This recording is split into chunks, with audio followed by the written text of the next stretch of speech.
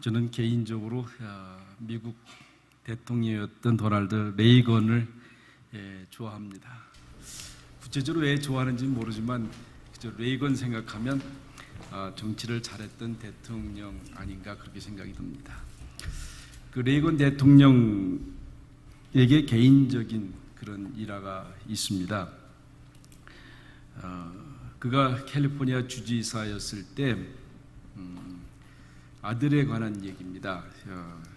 여러분 주지사 하면 얼마나 바쁘겠습니까? 그런데 레이건 대통령이 늘 마음속에 아들하고 자녀들하고는 시간을 좀 많이 가져야 되겠다 그런 늘 생각을 하고 있었습니다. 그래서 그 아들이 사무실 찾아오면 어떻게 해서라도 시간을 내서 같이 지냈습니다. 그러던 가운데 아들이 좋아하는 걸 하나 발견했습니다. 그게 뭐냐면 미국 풋볼, 미식 축구를 좋아하고 또 특별히 그 LA에 있는 램스를 아주 좋아했다고 합니다. 그래서 어떻게 하면 이 아들에게 큰 선물을 하나 줄까 하다가 이제 풋볼 경기장에 찾아가서 감독한테 우리 아들에게 한번 라커룸을 한번 보여줬으면 좋겠다. 그래서 아마 그래도 주지사니까 그게 됐던 것 같아요. 그래서 이제 아들하고 함께 라커룸에 들어가는 순간에 이 아들이 딱 그대로 그 자리에 그저 얼어붙은 것처럼 서 있는 것을 보았습니다. 그래서 다시 보는 순간에 정말 덩치 큰 미식축구 선수가 무릎을 꿇고 기도하는 장면을 보는 거예요. 그것도 그 한 사람뿐만 아니라 수십 명 되는 그 선수들이 똑같이 어린아이처럼 무릎 꿇고 기도하는 것을 보는 순간에 이 론이 충격을 받은 거예요. 그래서 다시 이 아버지 레이건이 아들을 보는데 꼭 부활하신 예수님을 여인들이 보는 것 같은 그런 환한 표정으로 이 기도하는 모습을 보고 있더라고 하는 것입니다. 그 이후에 이 레이건 대통령은 아들에 대해서 그렇게 얘기를 합니다. 그 이후에 나는 아들에 대해서 신앙교육을 다시 시킬 필요가 없었다. 왜냐하면 자기의 영웅인 그 선수들이 기도하는 모습을 보았기 때문에 이 아들은 그때 그 모습을 보고 신앙 가운데 살아갈 수 있었다라고 이야기를 하면서 이렇게 이야기를 합니다. 아들을 위하여 시간을 바칠 때 나는 많은 것을 얻을 수 있었다. 아들이 믿음을 가지게 되는 것은 물론이고 나도 내 믿음을 확실하게 가질 수 있었다라고 그렇게 해고하고 있습니다. 여러분 어쩌면 그냥 평범하게 지날 날이지만 특별히 오늘은 어린이 주일로 지나게 됩니다. 여러분 이 날을 우리가 어떻게 지나고 또 무엇을 생각하고 계십니까? 한번 좀 심각한 얘기를 하나 하도록 하겠습니다. 여러분 우리 관심이나 또 생각 또 혹은 우리 지식에 사각지대라는 것이 있습니다. 많은 것을 알고 많은 것들을 경험하지만 때로 정말 중요한 것을 모르게 됩니다. 그렇죠. 사실은 보면 때로 우리가 병들어 가고 있다는 사실을 잘 인식하지 못할 때가 많이 있습니다. 또 때로 지금 내 마음이 파괴되어 가고 있다는 것조차도 모를 때가 있습니다. 이것을 해클이라고 하는 교수는 맹점이라고 하게 합니다. 우리 사각지대 또 블라인드 스팟이라고 하는 말도 쓰게 됩니다. 정말 알아야 될 가장 중요한 것 중에 모르는 것이 무엇이 있겠습니까? 그것은 자기 자신을 모른다고 하는 것입니다. 자기 자신을 모르고 있다고 하는 것이 가장 중요한 거죠. 여러분 우리가 하루하루 순간순간 늙어가고 있다고 하는 것 사실은 아는 것 같지만 모를 때가 더 많이 있습니다. 특별히 우리가 배운 변해가고 있다고 하는 것, 그것을 모른다고 하는 거죠. 어떻게 변했는지, 또 어디까지 바뀌었는지 사실은 우리가 살아가면서도 모르게 되는 경우가 많이 있습니다. 여러분, 저금 통장을 보면 내가 지금 얼마나 가지고 있다는 사실을 알고 있지요. 또 자신의 직접 수준에 대해서도 얼마나 알고 있는지는 대개 알고 있습니다. 그런데 문제는 자신의 경험에 집착하면서 자신이 많이 알고 있다라고 생각하는데 정작 모르는 것이 너무나 많이 있다고 하는 것입니다. 우리는 내가 가진 소유, 내가 가진 지식, 또 자기 주의를 통해서 내가 이만큼 알고 있다라고 생각을 합니다. 근데 여러분, 정말 그렇게 해서 자신을 알 수 있습니까? 저는 그렇지 않다라고 생각이 돼요. 그럼 어떻게 하면 내 자신을 알아갈 수 있을까? 내 자신의 모습을, 변화된 모습을 알아갈 수 있을까? 라고 하는 그 질문 속에 대답을 한다고 하면 관계 속에서 알아갈 수 있다고 하는 것입니다. 관계 속에서 내가 어떻게 반응하는지, 내가 어떻게 표현하는지를 통해서 자기 자신을 알게 된다고 하는 거예요.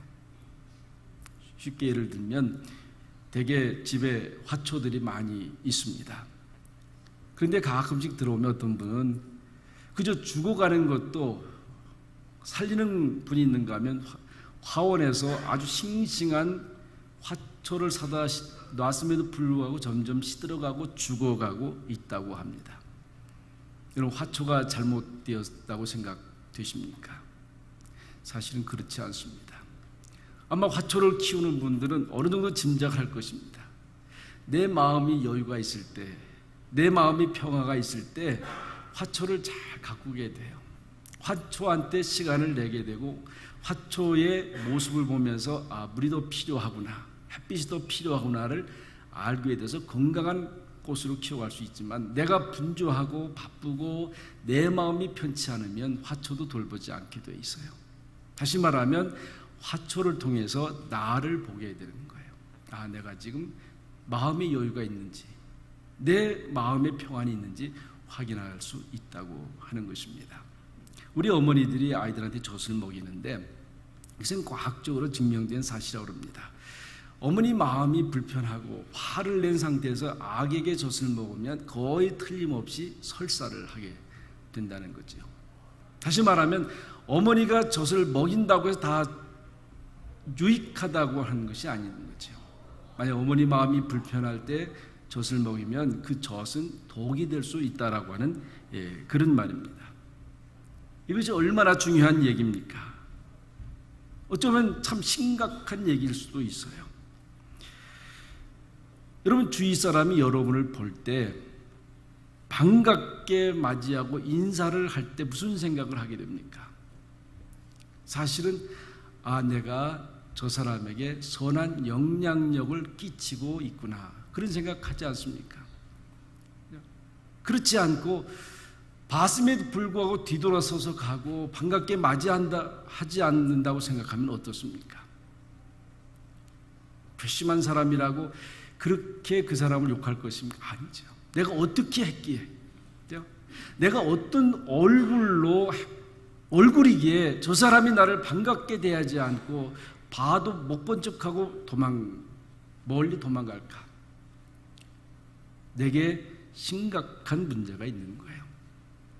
그런데 특별히 어린아이를 대할 때 더 그렇다고 하는 것입니다. 어린아이를 대할 때 반갑게 대하는 아이가 있고, 아니면 가까이 오는 걸 싫어하는 아이가 있어요. 어떤 아이는 조금만 가까이 막 울어버리는 아이가 있지 않습니까? 어떻습니까? 그렇게 싫어하고 울어버리는 그 아이를 가지고 나무랄 것입니까? 아니라는 거예요. 내게 문제가 있다고 하는 것을 인정해야 한다는 것입니다. 내가 무슨 문제가 있기에 아이가 저렇게 대할까? 여러분, 정말 아이를 사랑하고 아이와 함께 즐기고 진지하게 생각해 보신 적이 있으십니까? 죄송하지만 어린아이를 가끔 싫어하는 분들이 계세요.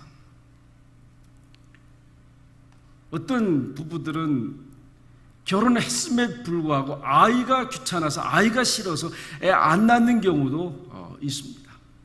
저는 마음속으로 끔찍할 때가 있어요. 어떻게 한 사람으로 아이를 싫어할 수 있을까? 아마 여러분 대부분이 다 그럴 거예요. 어떤 아이든지 아이는 사랑스럽지 않으세요? 아이를 보면 정말 안아주고 싶지 않으세요? 이게 사람의 마음 아닙니까? 또 한 가지는 항상 우리는 그 질문을 할 수 있어야 돼요. 저 아이가 나를 어떻게 생각하고 있을까? 저 아이가 나를 어떻게 생각하고 있을까? 이 질문을 잊지 말아야 합니다. 여러분, 우리 손주 둔 분들 많겠지만 손주는요, 그 할머니가 자기를 사랑하는 줄 알아요. 그래서 그 손주는 그 할머니를 이 세상에 제일 멋있는 미인이라고 그렇게 알아요. 아이들은 그렇게 생각합니다. 내가 어떤 모습인지 상관이 없어요. 아이들은 자기를 사랑해주는 그 사람이 가장 최고의 사람인 것입니다. 여러분, 아이들은요, 놀랍게도 사람을 알아보는 능력이 있다고 그럽니다. 어린아이 같지만, 말을 못하지만 사람을 딱 보면 이 사람이 어떤 사람이라고 하는 것을 안다고 하는 거예요. 말로 표현하지 않지만 느낌으로 그 아이는 저 사람이 나를 사랑하는 사람인지 미워하는 사람인지 바로 안다는 겁니다. 우리가 이걸 알고 아이들을 대할 수 있어야 돼요. 오늘 성경 본문에 보면 예수님께서는 아이를 굉장히 사랑하셨습니다. 그래서 아이와 함께 있을 때, 아이를 만날 때 마치 예수님의 마음은 내가 천국에 있는 것 같은, 천국의 백성을 만난 분위기에 있었다고 하는 사실을 복음서에서 이렇게 쭉 볼 수 있어요. 아이를 만날 때 그것이 바로 천국 백성, 천국의 분위기를 예수님도 그렇게 느낄 수 있었다는 거예요. 이스라엘의 풍습 가운데 좋은 풍습이 있는데, 그것은 뭐냐면 그 동네에 랍비가 나타나면 어머니들이 아이를 데리고 랍비에게 보여주기 위해서 나와요. 특별히 얼른 성공한 사람, 군인들이 아니라 영적으로 말씀과 친밀한 사람에게 자기 아이를 보여주기 위해서 나오게 됩니다. 이것이 이스라엘의 좋은 풍습이에요. 아마 우리도 우리 아기 처음 나면 교회 처음 와서 기도 받잖아요. 사실은 그 뿌리에서 나온 거라고 할 수 있어요.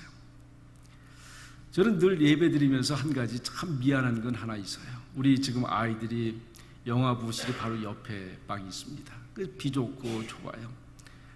사실은 여러분들이 잘 안 들어가 보기 때문에 이게 얼마나 열악한지 별로 생각하지 않아요. 그래서 몇 번이고 사실 여기 이렇게 유리창을 만들고 같이 예배 드렸으면 좋겠다는 생각에서 우리 당회에서도 여러 번 검토하고 이렇게 저렇게 구조를 생각해 봤지만 되지를 않았어요.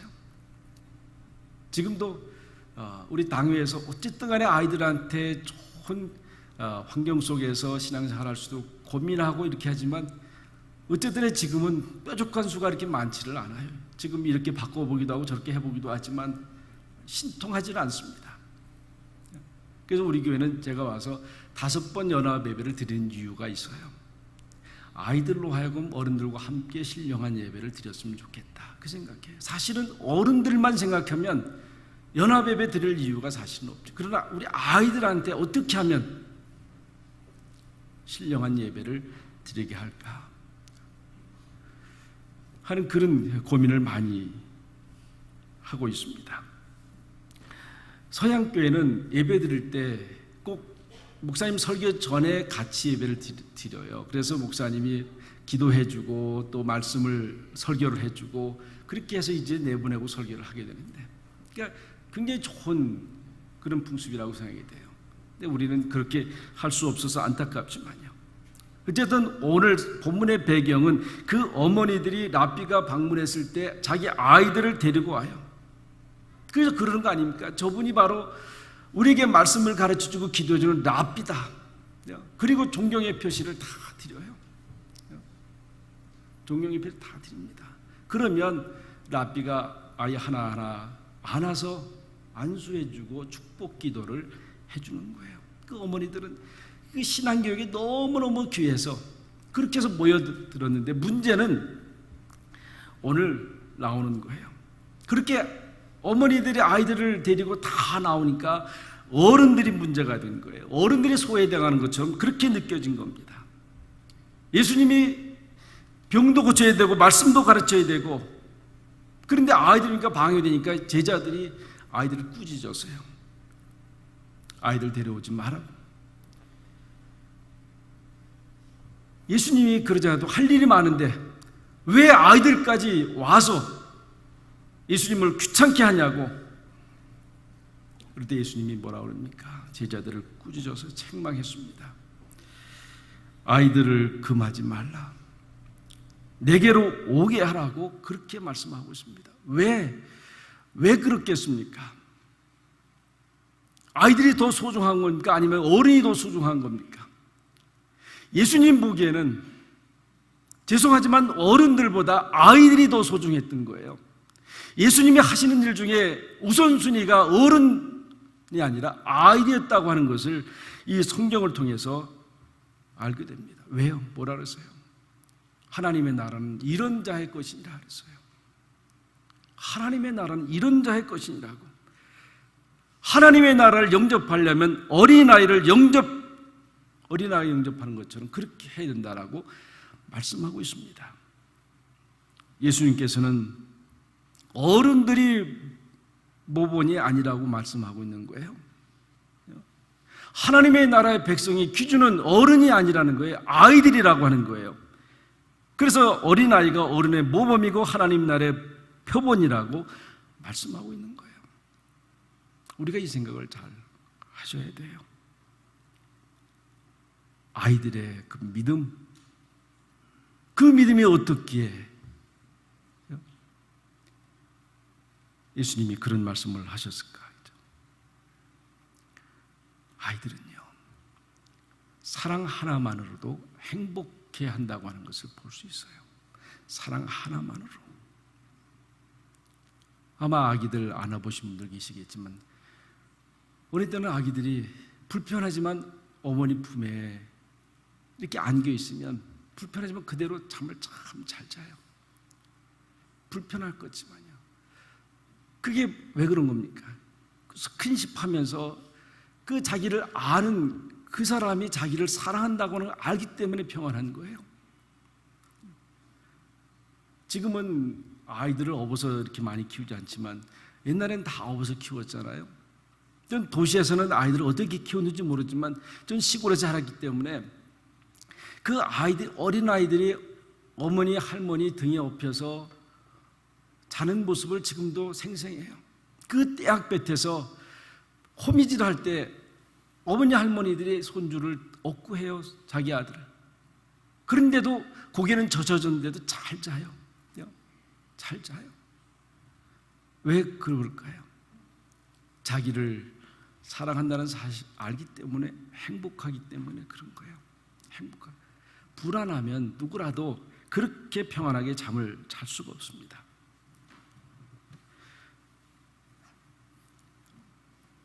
이처럼 아이들은요, 사랑 하나로 만족한다고 하는 것, 이것이 아이들의 속성입니다. 그래서 예수님은 바로 이 아이들을 칭찬하고 있어요.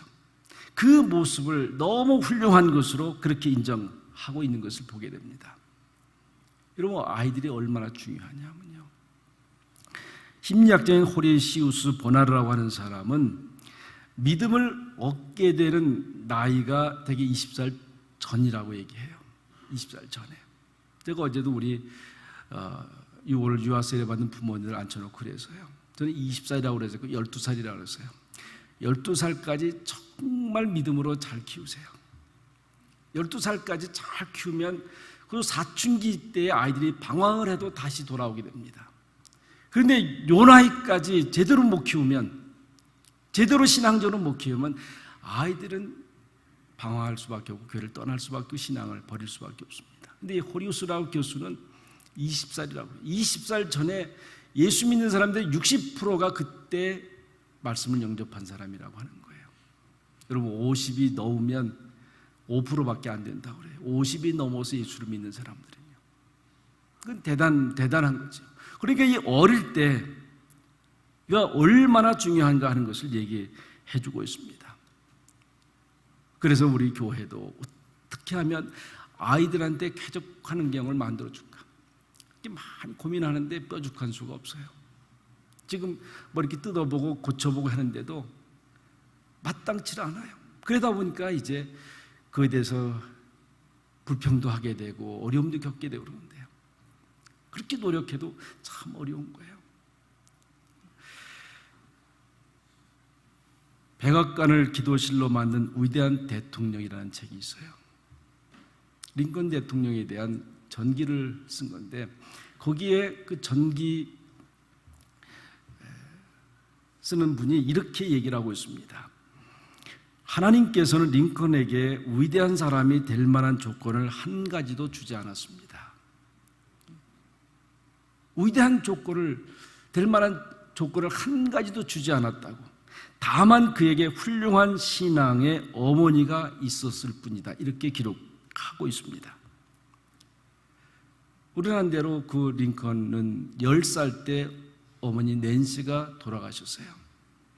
그런데 그 어머니 낸시가 마지막 시간을 보내면서 아들의 손을 잡고 이런 말을 했다고 그래요. 내가 너에게 이 낡은 성경을 준다.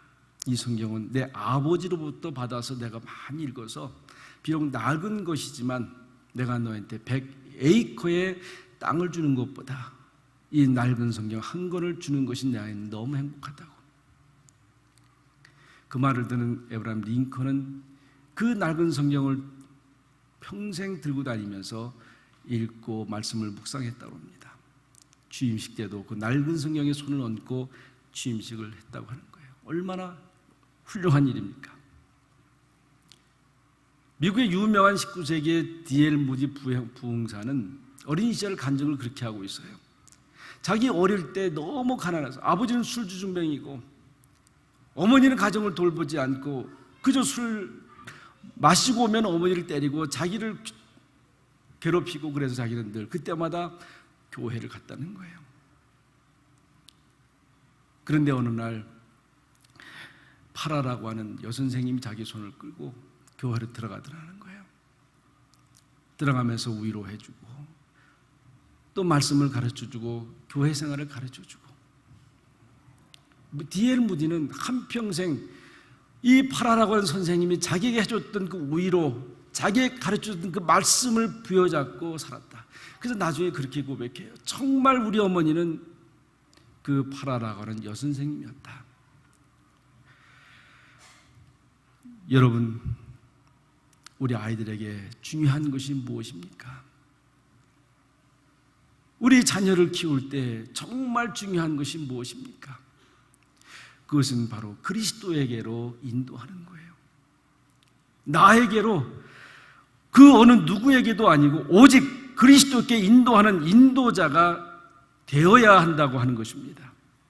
이 아이가 나를 보고 그리스도께로 가요. 이 아이가 내 손을 잡고 그리스도께로 가고 나와 함께 그리스도에게 가게 되는 거예요. 그런 인도자가 되어야 합니다. 우리는 아이들을 통해서 예수님처럼 천국을 경험해요. 어린아이 하나를 안아주면서 머리를 쓰다주면서 칭찬해주면서 격려해주면서 이 아이 속에서 천국의 마음을 깨닫게 되지 않습니까? 예수님이 동네에 오셨을 때 예수님을 만나게 하기 위해서 어린아이를 데리고 예수님께로 갔던 그 어머니들 같은 부모가 됐을 때 그 어린아이들은 축복의 자녀가 될 거예요. 여러분, 우리 교회에 어른들이 많이 있지만요, 어른들이 소중하지만 더 소중한 것은 아이들이고, 아이들을 통해서 우리가 천국 백성이 어떤 모습인가를 알게 돼요. 아이들이 있기 때문에 이 교회는 건강한 교회예요. 아이들이 있기 때문에 이 교회는 미래가 있는 교회예요. 이것을 위해서 교회가, 우리 부모들이 어떻게 할 것인가 항상 기도하고 질문하면서 하나님의 몸된 교회로 성장해 나가는 교회가 될 수 있기를 바랍니다. 기도하십시다. 하나님 아버지, 감사합니다. 오늘 어린 주일을 맞이하면서 다시 한번 이 어린이들을 통해서 주신 축복을 생각합니다. 혹 이 교회에 어린 생명들이 없었다고 하면, 그저 여기에 앉아있는 어른들만 있었다고 하면 이 교회가 어떻게 되었을까? 하나님께서 이 교회 축복하셔서 어린 생명들을 많이 보내주시고 그 어린 생명들을 통해서 하나님의 나라를 다시 한번 경험하게 됩니다. 하나님, 우리가 이 세대를 향해서 해야 될 일을 꼭 찾아서 감당할 수 있도록 믿음과 용기를 더하여 주시옵소서. 세상을 걱정하지 아니하고 우리 자녀들 걱정하며 염려하면서 꼭 믿음으로 든든히 키워갈 수 있는 이 교회, 또 우리 부모들 될 수 있도록 역사하여 주옵소서. 이 모든 말씀 간절히 예수님의 이름으로 기도하옵나이다. 아멘.